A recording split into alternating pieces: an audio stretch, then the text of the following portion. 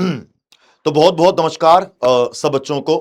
आप किसी भी एसएससी या रेलवे एग्जाम की तैयारी कर रहे हैं, आज हम करेंगे इंडियन हिस्ट्री के कुछ क्वेश्चन जो आपके सारे एग्जाम में काम आएंगे। चलिए स्टार्ट करेंगे और ये रहेगा हमारी क्लास का आज का पहला क्वेश्चन आपके सामने आपकी स्क्रीन पे। इंडस वैली का पहला हमारा ये क्वेश्चन है। कह रहा है कि सिंधु घाटी सभ्यता के संदर्भ में निम्नलिखित में से स्टेटमेंट पर विचार करें और यह बताएं कि इनमें से कौन सी स्टेटमेंट गलत दी गई है। ये नहीं पूछ रहा कि कौन सी सही है, कह रहा है कि इनमें से कौन सी गलत दी गई है। चलो अगर पढ़ेंगे तो Harappa was the first sight discovered, बिल्कुल करेक्ट, यहां पर यह हो गया। हड़प्पा 1921 में दयाराम साहनी के द्वारा। The civilisation was named after Harappa, very good, यह भी करेक्ट है। फिर यह कह रहा है कि रखल दास बनर्जी यानी कि आरडी बनर्जी के द्वारा हड़प्पा की खोज करी गई। यहां पर यह गलत हो गया क्योंकि आरडी बनर्जी के द्वारा मोहनजोदाड़ो की खोज करी गई थी, ना कि आपके हड़प्पा की। तो यहां पर हमारा गलत स्टेटमेंट हमने सर्च करना था, इनकरेक्ट वन हमें सर्च करना है। तो राइट आंसर इज सी, ध्यान रखेंगे इसको। अगला ये नेक्स्ट क्वेश्चन आपके सामने आपकी स्क्रीन पे ये रहा। क्या बोल रहा है मुझे, ये कह रहा है इनमें से ऐसा हड़प्पा का कौन सा शहर है जहां पे डॉकयार्ड पाया जाता है या जहां पे बंदरगाह पाई जाती है। भाई ये डॉकयार्ड को लेके बात कर रहा है, ये हमारे से बंदरगाह को लेके बात कर रहा है। अगर ये डॉकयार्ड को लेके बात कर रहा है, अगर ये बंदरगाह को लेके बात कर रहा है, तो क्या आंसर करेक्ट होगा यहां पे। भाई यहां पर सिर्फ ये लोथल की बात करेगा।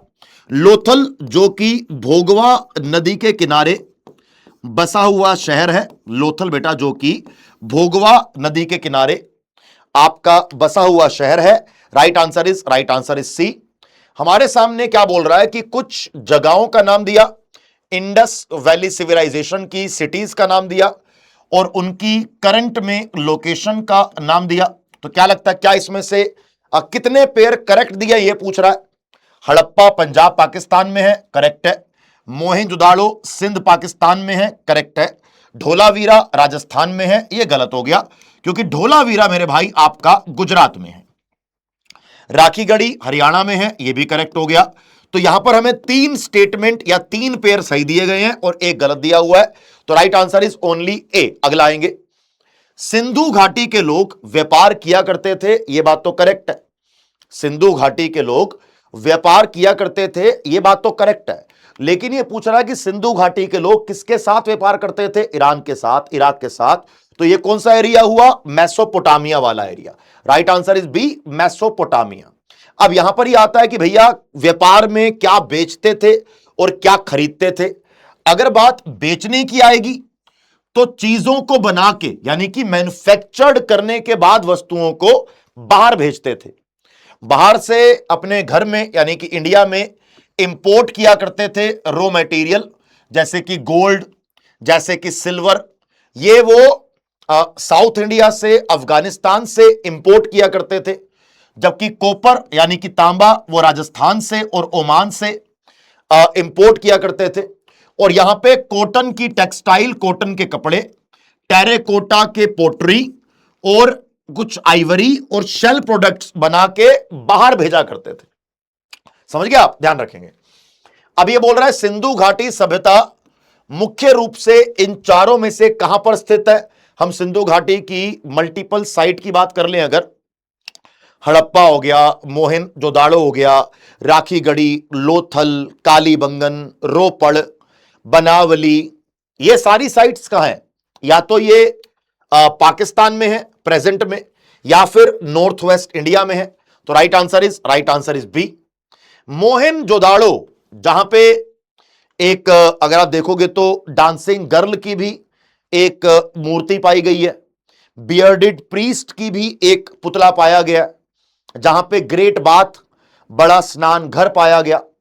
जब उसको खोदा तो बहुत सारे कंकाल निकले, तो उसको क्या कहा गया, उसको माउंड ऑफ द डेड कहा गया, मृतकों का टीला कहा गया। Right answer is C. निम्नलिखित में से किस सिंधु घाटी सभ्यता स्थल पर पुरातत्वविदों द्वारा यानी कि आर्कियोलॉजिस्ट के द्वारा चावल के उपयोग के प्रमाण खोजे गए। देखो जो भी चीज है को इंडस वैली में जाकर देख कर तो आया नहीं है, कुछ ना कुछ एविडेंस कहीं मिले होंगे, तो उसकी ये कहानी है। तो क्या बोल रहा है मेरे भैया, कह रहे कि भैया इन चारों में से क्या करेक्ट होगा। Right answer is a, Lothal. Lothal में राइस का भी एविडेंस पाया गया और राइस के छिलके, राइस हस्क का भी एविडेंस पाया गया। तो right answer is a. Very good. अगला आइए, the famous figure of dancing girl. अभी रिसेंटली एनसीईआरटी ने इस डांसिंग गर्ल को कपड़े पहना दिए। 4.1 इंच की ये डांसिंग गर्ल है, ठीक है ना। 4.1 इंचेस की ये डांसिंग गर्ल है। कह रहा है कि जो ये डांसिंग गर्ल है जो मोहनजोदाड़ो के अंदर पाई जाती है, इनमें से किसकी बनी है भैया? ये बनी है ब्रोंज की, ये बनी है कांस्य की। Right answer is B. अगला आई, कह रहा है कि ancient Harappan site Dholavira, sorry, ancient Harappan site Daimabad, इन चारों में से किस राज्य में है? दाइमाबाद जैसे शहर के बारे में बच्चे पढ़ते नहीं है, ठीक है ना। अगर मैं आपको दाइमाबाद की बात यहां पे करूं तो भाई एंशियंट हड़प्पन साइट जो दाइमाबाद है वो इन चारों में से कहां पर है? Right answer is D, Maharashtra. Right answer is D, Maharashtra. आगे आइए, अगला क्वेश्चन। सिंधु घाटी की खुदाई में निम्नलिखित में से ऐसे कौन से अवशेष पाए गए जो यह बताता है कि वो लोग कमर्शियल एक्टिविटीज में इन्वॉल्व थे, मतलब वो बिजनेस किया करते थे, व्यवसाय किया करते थे, साथ में इकोनॉमिक डेवलपमेंट, आर्थिक विकास की बात किया करते थे। इन चारों में से कौन सा मामला आपको लगता है कि भैया ये वाला सही रहेगा? तो राइट आंसर इज क्या आंसर देंगे इसका? मोहरे।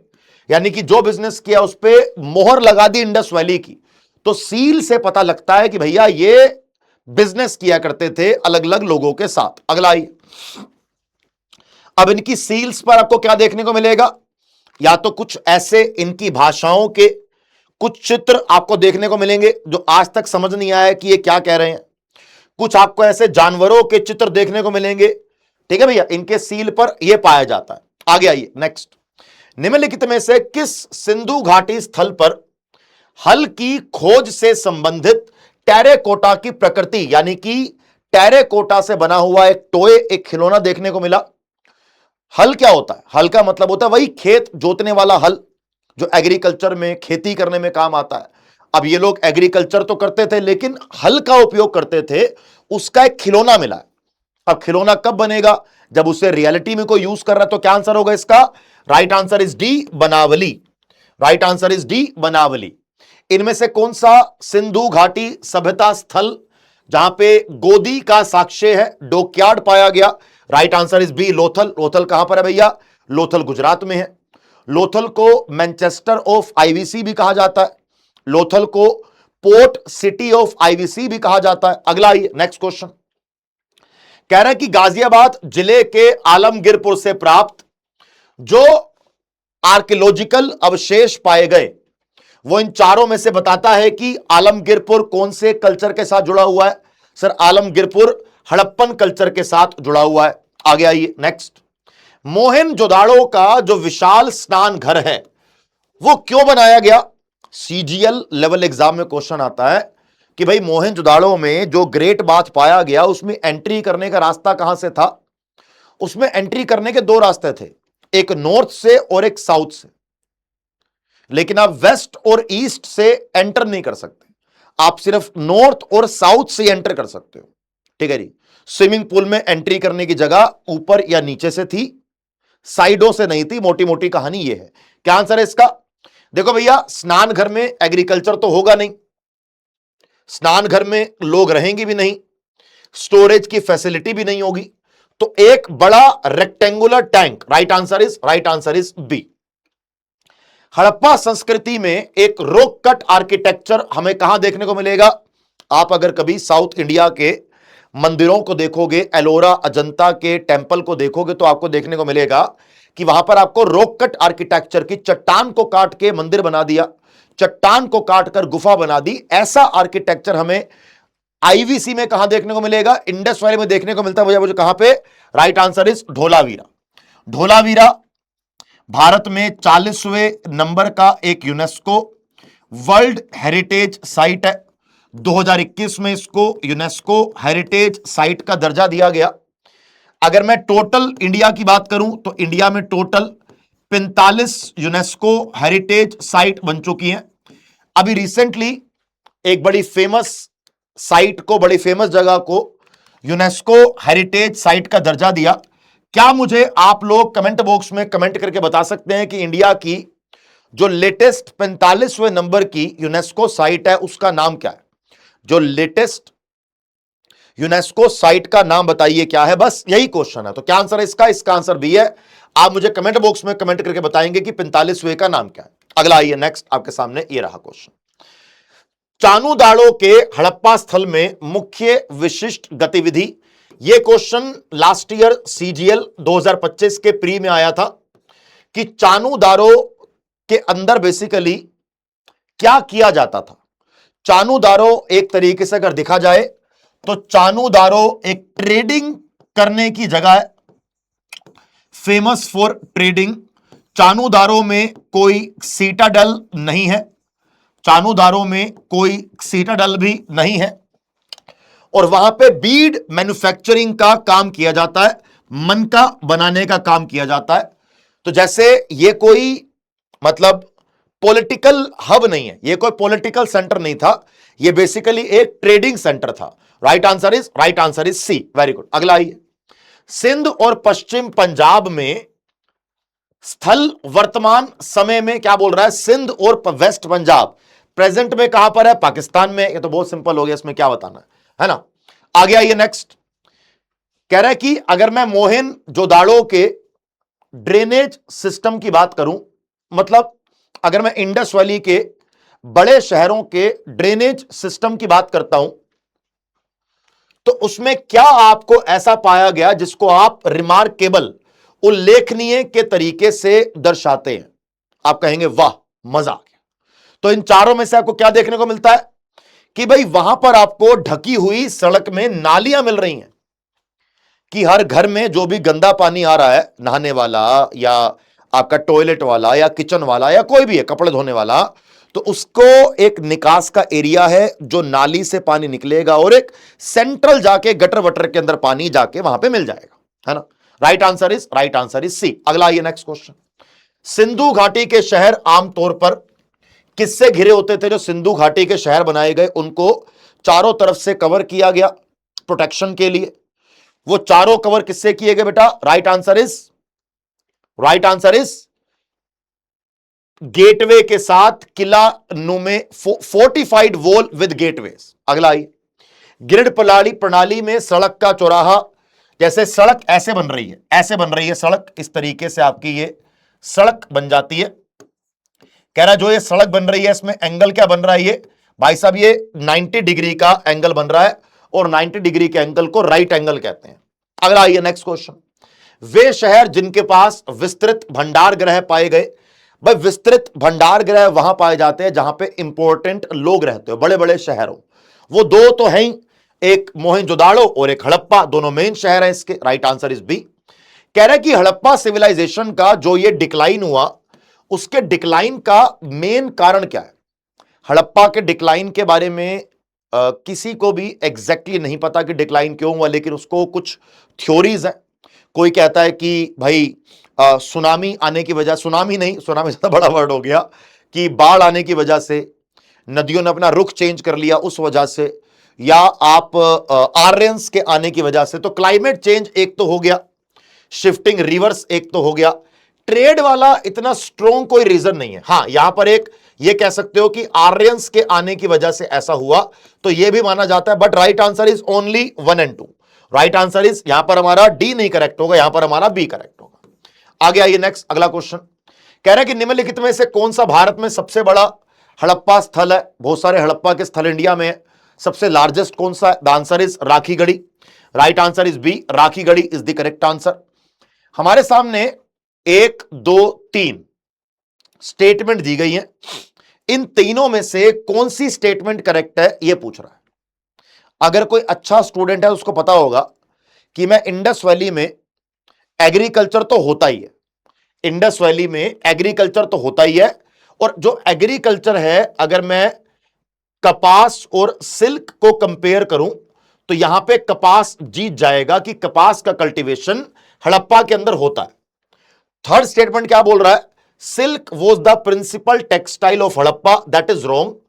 कॉटन लोगों का मुख्य कपड़ा था, सिल्क कहां से हो जाएगा? तो यहां पे थर्ड स्टेटमेंट गलत दी गई है। अगर थर्ड गलत दी गई है तो ये गलत हो गया, यहां पर 1 नहीं है तो ये भी गलत हो गया। सेकंड चेक करनी है, the world earliest evidence of cotton come from very good, ये भी करेक्ट है। Right answer is a 1 and 2। Right answer is a 1 and 2। निम्नलिखित में से किस हड़प्पा स्थल में युगल को दफनाया जाता है या युगल को दफनाया गया? कहां पे हमें कपल ब्यूरल देखने को मिला? Right answer is Lothal. Lothal में हमें लड़का लड़की का कंकाल एक साथ मिला, वहीं रोपड़ में हमें इंसान के कंकाल के साथ कुत्ते का भी कंकाल मिला। विचित्र बात है? Right answer is D. तो अगर आपने ये सेशन पूरा देखा, अगर आपको ये सेशन देखकर मजा आया बेटा, तो एक बार सारे बच्चे हमारे इस छोटी सी क्लास को लाइक कर देना, हमारे चैनल को जरूर जरूर सब्सक्राइब करना, और मुझे कमेंट बॉक्स में कमेंट करके बताना कि आप क्या चाहते हो कि मैं नेक्स्ट टॉपिक, पर्टिकुलरली हिस्ट्री का नेक्स्ट टॉपिक कौन सा लेके आऊं। ठीक है, अभी आप लोगों के लिए एक छोटी सी इंफॉर्मेशन ये भी है कि भाई 29 जुलाई, 30 जुलाई और 31 जुलाई के लिए हम आपके लिए कुछ खास यहां पर लेकर आए हैं। ये सिर्फ 3 दिन के लिए है, मंथ एंड का ये ऑफर होता है, सेल होती है आपके लिए कि 29 जुलाई, 30 जुलाई और 31 जुलाई का आपका ये ऑफर है कि जो सुपर पास लाइव आपको 1 साल का 1999 का मिलता है, उसमें आपको 50% प्राइस ऑफ मिल रहा है। वो आपको सिर्फ और सिर्फ 999 रुपए का मिल जाएगा। वो आपको सिर्फ और सिर्फ 999 का यानी कि 999 रुपए का मिलेगा अगर आपने एवीएस कूपन कोड लगाया तो। अब सर जो ये सुपर पास लाइव में हमें कौन कौन से बैच मिलेंगे, आओ देखो। एसएससी के सारे बैचेस, रेलवे के सारे बैचेस, बैंक के सारे बैचेस, पुलिस के सारे बैचेस, कोई यूपी की तैयारी कर रहा है एग्जाम की, बिहार की तैयारी कर रहा है, उसके भी सारे बैचेस आपको सुपर पास लाइव के अंदर मिल जाते हैं। हां, रेलवे के अंदर आपको एएलपी टेक का बैच इसके अंदर नहीं मिलेगा। NTPC, group D, RPF, section controller, CGL, CHSL, MTS, GD, steno, ये सारा आपको मिल जाएगा। बैंक में पीओ, क्लर्क के सारे मिल जाएंगे। यूपी के अंदर आपको यूपी पुलिस, बिहार पुलिस सारे मिल जाएंगे। सुपर पास लाइव में 300 से भी ज्यादा एग्जाम्स के लिए लाइव क्लासेस चलाई जाती हैं। इन सब का एक्सेस उसको मिलता है जिसके पास सुपर पास लाइव होता है। अब देखो 300 एग्जाम की तैयारी तो कर नहीं होगे आप, इनमें से कोई मानो कि 4-5 एग्जाम की तैयारी कर रहे हो तो आपको बैचेस अलग अलग लेने की जरूरत नहीं है। अगर आपके पास सुपर पास लाइव होगा तो आपको हर एग्जाम का अलग अलग एक कोर्स मिल जाएगा। उस कोर्स में लाइव क्लास भी होगी, रिकॉर्डेड क्लास भी होगी, मॉक टेस्ट भी होगा, पीडीएफ भी होगी, सब कुछ आपको मिलेगा।